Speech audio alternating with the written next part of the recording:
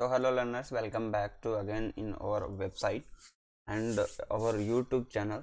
तो आज राजस्थान अध्यापक पात्रता परीक्षा जो रीट है उसका नोटिफिकेशन आ चुका है। तो आज हम डिटेल से देख लेते हैं कि नोटिफिकेशन में क्या दिया है और इसकी जो वेबसाइट है वो याद रखना। आप बाकी सारे काम करोगे तो राज एजू बोर्ड है, आपको पता होना चाहिए यही बोर्ड,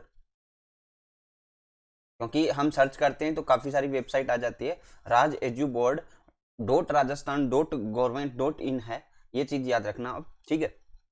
अब इसकी परीक्षा 25 अप्रैल 2021 रविवार को होगी, ये पहले ही पता है। वेबसाइट पर आवेदन कब तक कर सकते हैं? आवेदन 11 जनवरी से लेकर 8 फरवरी तक आपको 12 बजे तक करना है, ठीक है। इसका पेमेंट जो है वो 11 से 4 तक हो सकता है, यानी 2 दिन का एक्सटेंशन रहता है। क्योंकि अगर मान लो कि आप पेमेंट करवाते भी हो तो मे बी कुछ वेबसाइट जो है 2 दिन बाद भी लेती है पेमेंट, तो उसके हिसाब से इसको 2 दिन एक्स्ट्रा रखा जाता है। परीक्षा तिथि 25 को है और इसमें 2 सत्र होते हैं। तो रीट लेवल फर्स्ट के लिए जो है ना, सेकंड शिफ्ट होगी 2:30 से 5 बजे की, 2:30 से 5 बजे की, और जो फर्स्ट शिफ्ट होगी वो 10 से 12:30 की होगी। सामान्य सूचना, ये आयोजन जो है माध्यमिक शिक्षा बोर्ड द्वारा करवाया जाएगा अजमेर का। कहने का मतलब है अगर अजमेर द्वारा करवाया गया है तो रीट लेवल जो फर्स्ट है ना, रीट लेवल वो फर्स्ट है, तो उनको 10 क्लास 10 तक जो है सारी चीज़ें रेडी रखनी है। मैं ये सही चीज़ बता रहा हूँ। बाकी आप बहुत सारी वेबसाइट पे पढ़ते हो, चैनल्स पे पढ़ते हो, किसी का कोर्स ले रखा होगा, ये ले रखा होगा, कोई मैटर नहीं करता। जो चीज़ आपके पास सामने है वो चीज़ पे आपको फोकस करना है, ठीक है। अब बात करते हैं, केवल एक परीक्षा देनी है 550 रुपये, 2 परीक्षा दोगे तो 750 रुपये लगेंगे। सीधी सीधी बात है। कुछ लोग तो बीएड बीएसटीसी दोनों करके रखते हैं, तो हो सकता है।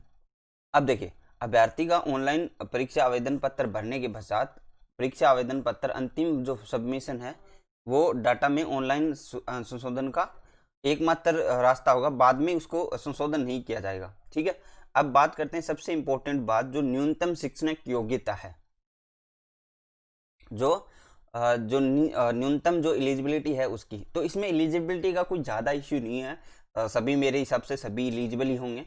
देखिए, पहली चीज़, न्यूनतम 50% अंकों के साथ आपने उच्चतर माध्य या उसके समक्ष या प्रारंभिक शिक्षा शास्त्र में द्विवर्षीय डिप्लोमा, जो जिसी नाम से हो, जैसे हरियाणा में जेबीटी चलता है, राजस्थान में ये बीएसटीसीएल चलता है, तो किसी नाम से हो, उत्तीर्ण या इस कोर्स के अंतिम वर्ष में अध्ययनरत हो, यानी आप लास्ट ईयर में अपीयरिंग दिखा के भी इसको फॉर्म फिल कर सकते हो। क्या है? अपीयरिंग दिखा के भी इसका फॉर्म फिल कर सकते हो। न्यूनतम 45% अंकों के साथ उच्चतर माध्यमिक या समक्ष या प्रारंभिक शिक्षा शास्त्र में द्विवर्षीय डिप्लोमा हो, ठीक है। 45%, न्यूनतम 50% के हिसाब से आपके पास 4 वर्ष या प्रारंभिक शिक्षा शास्त्र में स्नातक यानी बीएलडी जिसे बोलते हैं वो उत्तीर्ण हो, या फिर कोर्स के इसके अंतिम वर्ष में हो। न्यूनतम डी के अंदर लिखा हुआ है न्यूनतम 50% उच्चतर माध्यमिक या इसके समक्ष या शिक्षा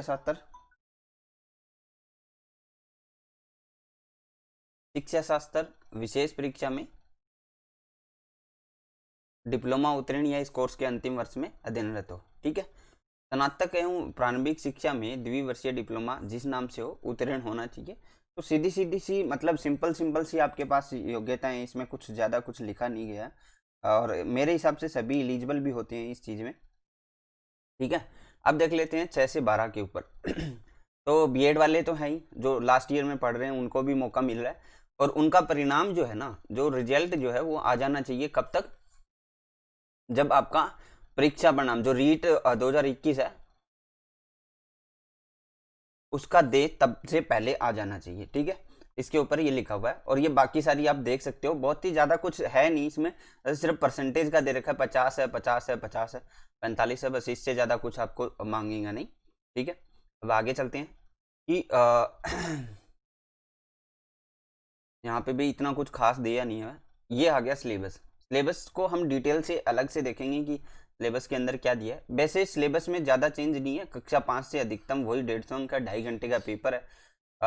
बाल विकास एवं शिक्षण विद्या यानी चाइल्ड डेवलपमेंट, सीडीपी जो है चाइल्ड डेवलपमेंट, और जो पेडालॉजी है वो 30 क्वेश्चन रहेंगे और 30 ही मार्क्स के रहेंगे, ठीक है। भाषा ले सकते हैं हम, जो भी भाषा आपने चयन की है, मीडियम ऑफ इंस्ट्रक्शन की भाषा जो चयन की है, यानी वो हिंदी करते हैं बेसिकली, तो 30 क्वेश्चन है 30 अंक के।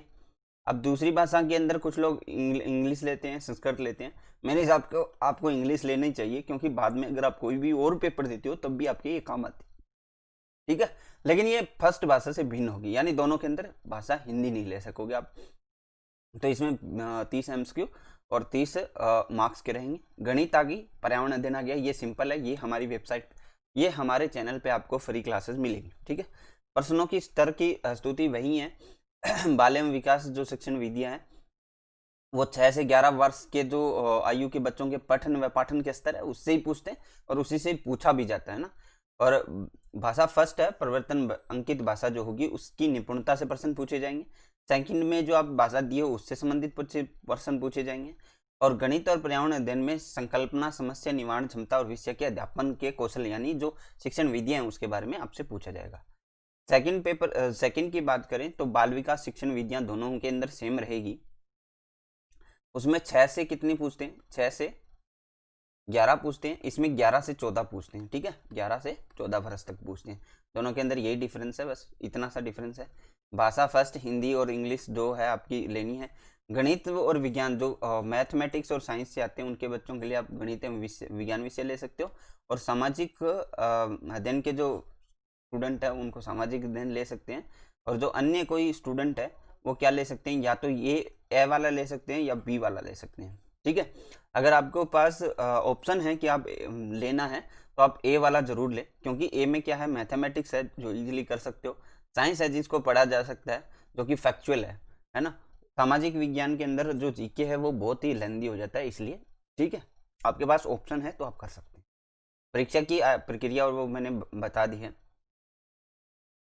और उत्तर मार्क आपको पता है, ओमार शीट दी जाती है, उसको फिल करना होता है। आपने इतने सारे एग्जाम दिए होंगे तो उसमें कोई नहीं है। अब देखिए जो रीट के लिए न्यूनतम जो पासिंग मार्किंग होती है जिसमें प्रमाण पत्र मिलता है वो क्या है, जो अनारक्षित वर्ग है यानी यूआर जो कैटेगरी है उसके लिए 60 रहेगा, नॉन टीएसपी के लिए, और टीएसपी के लिए भी 60 रहेगा।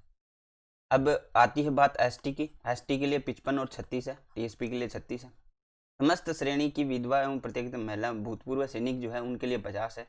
ओबीसी अति पिछड़ा वर्ग यानी एससी, ओबीसी, एमबीसी और ईडब्ल्यूएस के लिए समान है 55।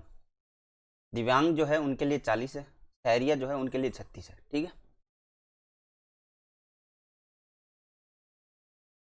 अब ये अभ्यर्थी द्वारा घोषणा है, इसमें कुछ खास नहीं है, ठीक है। सो आज के लिए नोटिफिकेशन में इतना कुछ खास नहीं है, बाकी हम सिलेबस भी डिस्कशन करेंगे नेक्स्ट वीडियो के अंदर। लेवल 1 और लेवल 2 का क्या क्या सिलेबस है। तो ये आपकी प्रोग्राम प्रक्रिया थी, ज़्यादा ऊपर नीचे करने की जरूरत नहीं है, ज़्यादा वीडियोस देखने की जरूरत नहीं है, सिंपल सा एक नोटिफिकेशन है जो आपको फॉर्म भरना है, बस सिर्फ ये वेबसाइट याद रखनी है ताकि आप उस पर नोटिफिकेशन, एक्चुअल नोटिफिकेशन आप ध्यान दे इसको, क्योंकि कई बार क्या होता है कि कुछ लोग कुछ ही डाल देते हैं, कुछ लोग डाल देते हैं, ठीक है। तो आज के लिए बस इतना ही, thank you, bye, have a nice day.